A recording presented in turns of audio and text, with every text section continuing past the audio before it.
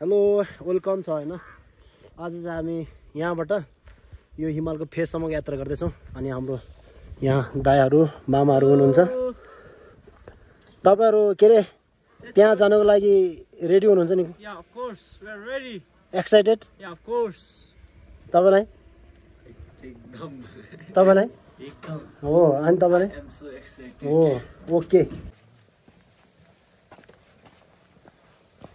अब यस्तो हिँडाइले त नि आज त नि उति माथि बास बास जस्तो छ नि।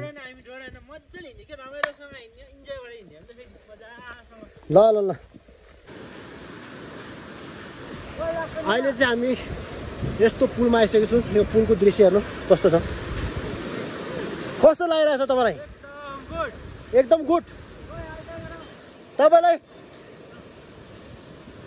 ल हामी चाहिँ अहिले यस्तो पुलमा छु, एकदम डर लाग्दैछ। मुनि हेर्दाखेरि यस्तो छ हैन।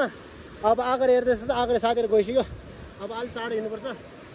अब हेर्नुस् अब यस्तो चाहिँ पुलमा कुदिनु हुन्छ नि त, यस्तो राम्रो छ। त्यति भएन के हाम्रो गाडी चाहिँ अगाडि कुदेको गरे के हामीले ठाउँ पनि बताएन यो भएन।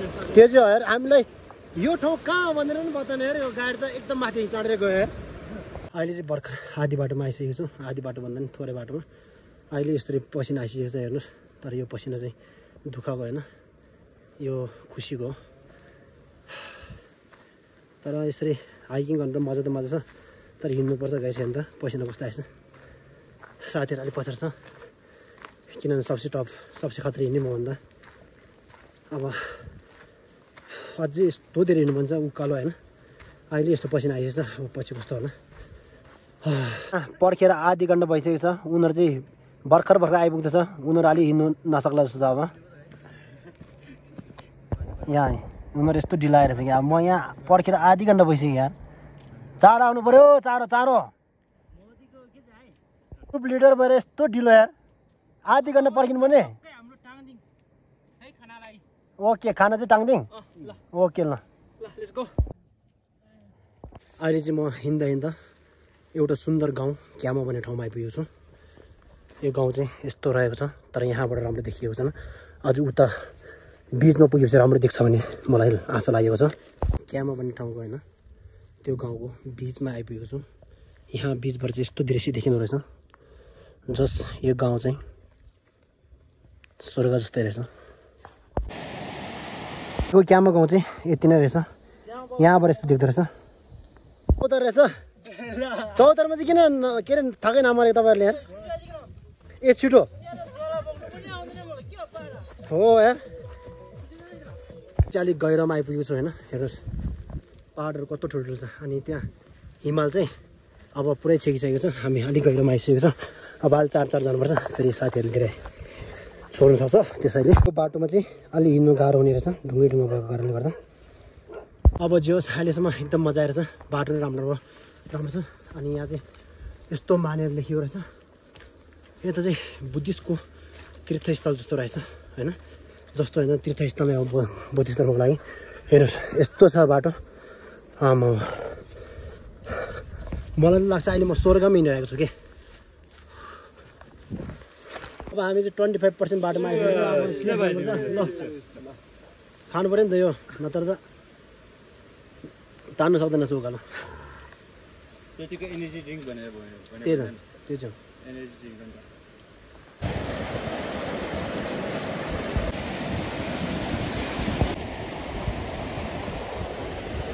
हामी तल आइसकेको छौँ। माथि पुग्नलाई नि कहिले उकालो कहिले ओह्रालो गर्नुपर्ने रहेछ। जस्तो हेर्न अहिले यो ठाउँ कस्तो हेर्नुहोस् है। ऊ माथि हेर्नु त आमा कस्तो पाहाडहरू। यस्तो ठाउँमा नि अब 1-2वटा घर छ कि त्यस्तो मान्छेहरू बसिरहेको छ। अब जस्तो ठाउँ चाहिँ राम्रो छ होइन। अनि हेर्नु अब यो पाहाड भत्किएर आयो भने त कसम सक्यो। यस्तो राम्रो छ गाइस होइन। ठाउँ चाहिँ जस मलाई चाहिँ एकदम राम्रो लागिरहेछ होइन। अब हेर्दै गर्नु होला होइन। अगाडि म तपाईँलाई देखाउने छु। अब अहिले चाहिँ होइन यस्तो पुलमा आइसकेको छु। एकदम राम्रो छ हेर्नुहोस्। त्यहाँ माथि मन्दिर रहेछ अनि यताबाट खोला यस्तो रहेछ। तर खोला चाहिँ अहिले धेरै सुकिसकेको रहेछ। पहिला चाहिँ होइन अब यो चाहिँ यस्तो ठुलो खोला थियो क्या। अनि यो चाहिँ बर्खामा मात्रै एकदम ठुलो हुन्छ नि। अब यो ठाउँ हेर्दै थाहा हुन्छ यो कति ठुलो खोला आउँछ भनेर होइन। त्यहाँ माथि पुल रहेछ। अनि यहाँ चाहिँ म मन्दिरको छेउमा आइपुगेको छु। अनि यहाँ माथि हेर्नुहोस् न यस्तो राखेको रहेछ। यो कस्तो राम्रो क्या। अब यस्तो राम्रो लाग्यो मलाई चाहिँ होइन।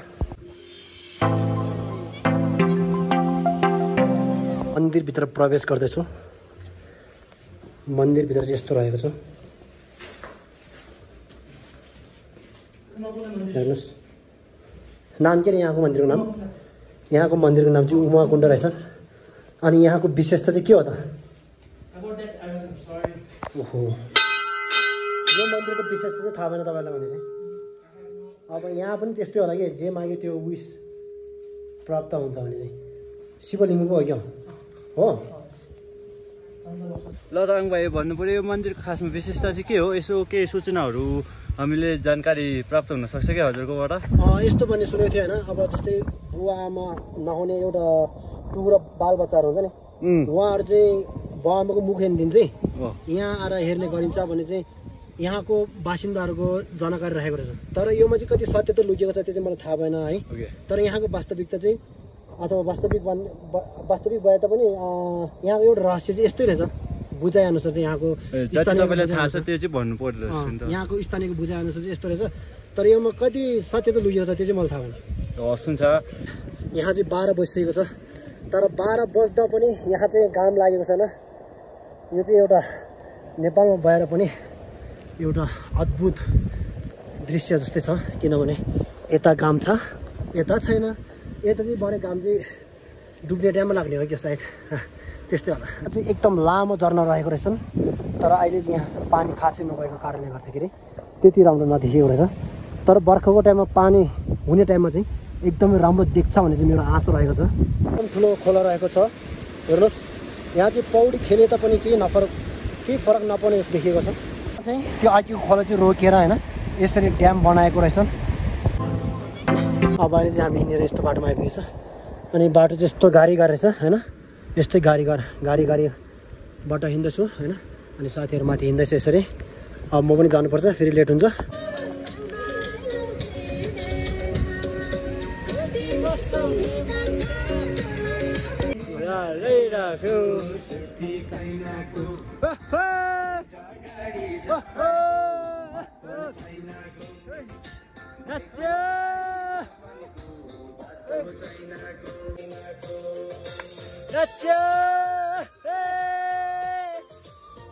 क्या बवाल यार, ल न हाम्रो गाइड आज नस्नु यार।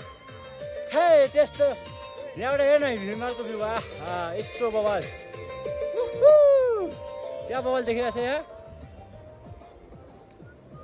हाम्रो अझै कहाँ हो बाटो हामीले थाहा छैन। सही हो नाच्छ ल, नाच तिमी। सही हो ल।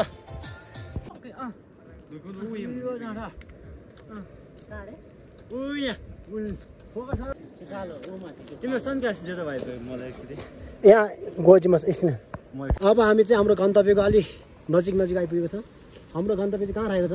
हाम्रो गन्तव्य पर भनिरहेको छ साथीहरू खोइ त्यहाँ हिमाल। अब हामी हिमाल कति छेउमा पुगिसक्यो हेर्नुहोस् है। अब हामी त्यहाँ पुग्नुपर्छ। सायद अझै 3-4 घन्टा त हिँड्नै पर्छ होला है। त्यो चाहिँ पुग्दैन। आजको बेस क्याम्प कतै हुन्छ होला। त्यो चाहिँ अर्कोको बाटोतिर हुन्छ। अब कहाँ हुन्छ त्यो चाहिँ थाहा भएन। जस्ट हाम्रो गन्तव्य चाहिँ जस्ट एकदम राम्रो छ होइन, प्लानिङसँग आएको छ। त्यही कारणले हामी जता बस्नु सक्छौँ। त्यो पनि हो। अब हाम्रो यो बिचको बाटो चाहिँ जति कठिनाइ भए पनि होइन, हाम्रो गन्तव्य चाहिँ स्वर्ग नै छ कि होइन। अब हामी अलिकति इन्जोय गर्नुपर्छ भन्ने कुरा यही हो। त्यो चाहिँ अब हाम्रो गन्तव्य कति नजिक पुगिसकेको छैन। अब हिमाल पनि यहाँ देखिरहेको छ हेर्नुहोस् यसरी होइन। अब जस्तो हामी त्यहाँ पुगेपछि त्यहीँ गएर देखाउने छु कि तपाईँहरूलाई। जस्ट अहिले लाछ्योर भन्ने ठाउँमा आइपुगेको छु। यो धेरै टाढा आइसकेको छ। यो ठाउँ चाहिँ यस्तो देख्दो रहेछ यहाँबाट चाहिँ। अब होइन यहाँ माथि ढुङ्गामा चाहिँ होइन हाम्रो गुरु पद्मसम्भवको यसरी पिक्चर लेखिएको रहेछ गाइस होइन। यो एकदम अद्भुत छ, एकदम अद्भुत कोरेको छ है। ओ हिमालयन गोट मेसी रोनाल्डो त यता पो रहेछ त यार। ओ मेसी रोनाल्डो अझै कति पाइन्छ हाम्रो यात्रा? 3 घन्टा। अझै 3 घन्टा? 3:30 भइसक्यो यार अब। अनि यहाँबाट चाहिँ भ्यू चाहिँ यस्तो देख्छ बवाल है। अब हामी चाहिँ हिँडेर होइन हिमालको नजिक आइपुगेछ। हेर्नुहोस् त्यहाँ हिमाल कस्तो आँखा यस्तो टल्किने यस्तो हेर्नै सक्दैन रहेछ यस्तो हेर्दाखेरि एकदम टल्किने रहेछ जस है अब चाहिँ एकदम नजिक आइसकेको छ खुसी लागिरहेको छ हेर्नुहोस् हिमाल यति नजिक आइसकेको छ हामी छेउमै देखिरहेको छ है हिमालको छेउमा आएर चाहिँ कस्तो लागिरहेछ दाइ तपाईँलाई एकदम मेरो कसम स्वर्ग जस्तो भयो ल ठिक छ अनि हाम्रो दाइ चाहिँ यहाँ छ कि फेरि दामी कसम अब होइन पहाड छ नि पहाड यस्तो छ है यस्तो ठुल्ठुलो पहाड अनि यहाँ हिमाल रहेको छ लगभग अब हामी हिमालको काखमै पुगिसकेको छ होइन एकदम खुसी लागेको छ स्वर्गमा आएको छ फिल भइरहेको छ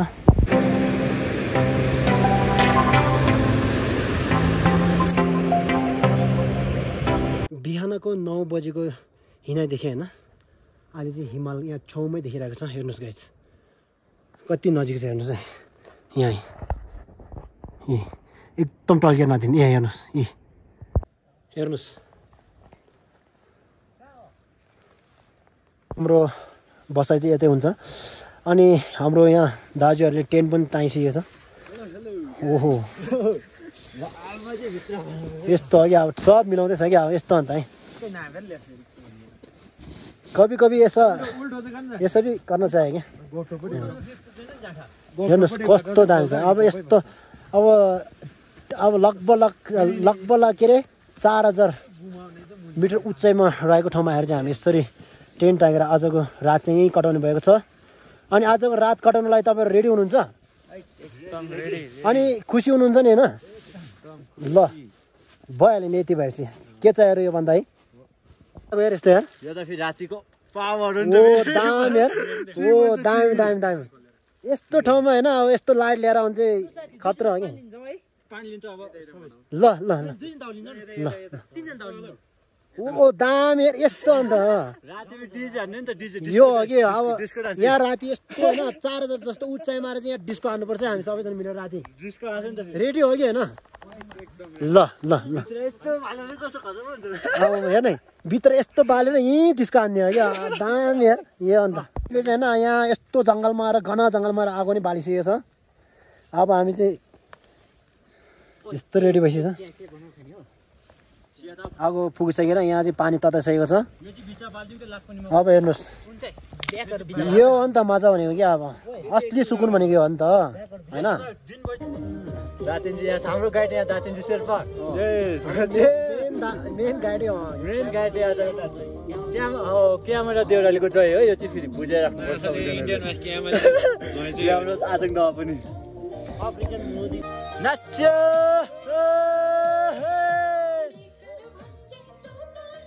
भोलिको यात्रा पनि यस्तो रमाइलो होस् हामीहरूको सबैजनाको तातो पानी सबैजना खाऊ एकेर होस् तातो पानी चाहिँ नदीलाई गर्न सबैजनाले कस्तो फिल भइरहेको छ हाम्रो गाइड दार्जिलिङ शेर्पा हामी धेरै खुसी छौँ दार्जिलिङजीले आज हामीले ठिक ठाउँमा पुऱ्याइसक्यो भोलि अब अझै हामीहरूको 3 दिनको कति दिनको हामीहरूको 3 दिनको ट्रिप होइन बाटो यता थाहा छ छँदैछ हामीहरूको खाजाहरू सबै उ यहाँ 3 दिन 1 हप्ता पुग्ने गरी लिएर आएको छु भन्छु कि